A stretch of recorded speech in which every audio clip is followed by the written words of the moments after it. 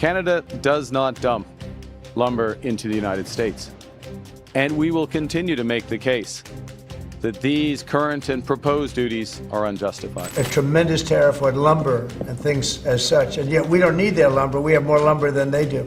We don't need Canada's lumber. Provide a little bit more lumber within their supply, but there's no way that they can replace the imports coming from Canada. The United States has just raised tariffs on Canadian lumber to their highest level in a decade, pushing costs beyond 35% and shaking the foundation of America's housing market. Trump once declared, "We don't need Canada's wood." But now, construction sites are silent, prices are soaring, and families are feeling the strain. So here's the question: what happens when political pride collides with economic reality? And did America just build a wall around its own economy? You're watching Maple States, your home for verified global updates. Help us reach 1,000 subscribers. For years, the U.S. housing industry relied heavily on its northern neighbor. Canada supplies approximately 24% of the United States' annual softwood lumber needs, making its exports critical to American framing, construction, and renovation. This dependence is widely recognized in the industry. In March 2025, the U.S. initiated a new trade investigation into lumber imports, a move flagged by President Trump as a necessary step to defend American interests. By August 1, 2025, Washington officially increased non-USMCA tariffs on Canadian goods from 25% to 35%. Reuters: the softwood lumber sector was squarely in its sights. Anti-dumping and countervailing duties on Canadian timber surged close to 34.5% from about 14.5%. This abrupt shift disrupted a supply chain that had quietly underpinned much of U.S. suburban and infrastructure expansion. Removing or significantly reducing access to Canadian lumber meant that America's builders suddenly had to contend with shortages, increased costs, and slower timelines, all in a market already under pressure from inflation, labor constraints, and rising mortgage rates. The first visible impact was price.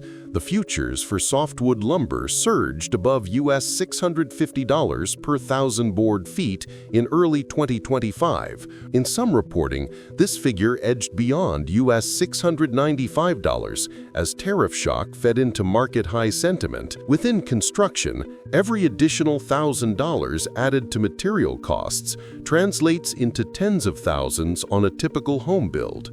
Domestic sawmills in the U.S., already operating near 95% capacity, found it impossible to scale quickly enough to fill the void. Analyzed data show that workforce shortages, aging equipment, and limited timber access mean ramp-up would take years under optimistic projections. Think tank commentary amplified the warning.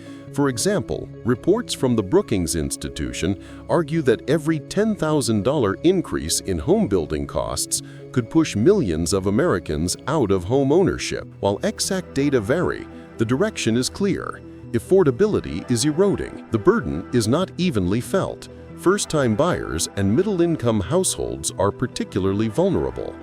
In Ottawa, the response was strategic rather than reactive.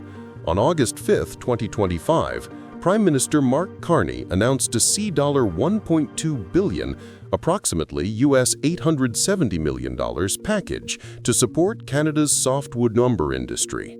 Reuters: this included $700 million in loan guarantees and $500 million to fund product development and export diversification.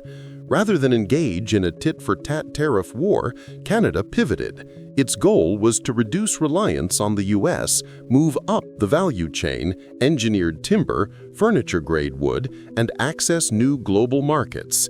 Provincial governments in British Columbia and Alberta launched port modernization, trade missions to Asia-Pacific and Europe, and grants to modernize sawmills and logistics. Canada's strategy was, in effect, if you can't guarantee one customer forever, diversify. The outcome? The Canadian industry that once fed nearly 90% of its exports into the U.S. is now building alternative corridors. The tension exposed that dependence on a single market is a strategic vulnerability. The broader global landscape is shifting. As the U.S. raised barriers, Canada lowered one side of its equation, supply and market access. Analysts at Royal Bank of Canada, RBC, project that, if current trends continue, Canada could become the largest lumber export hub outside North Europe by 2027. Countries once secondary buyers of Canadian timber are now stepping forward.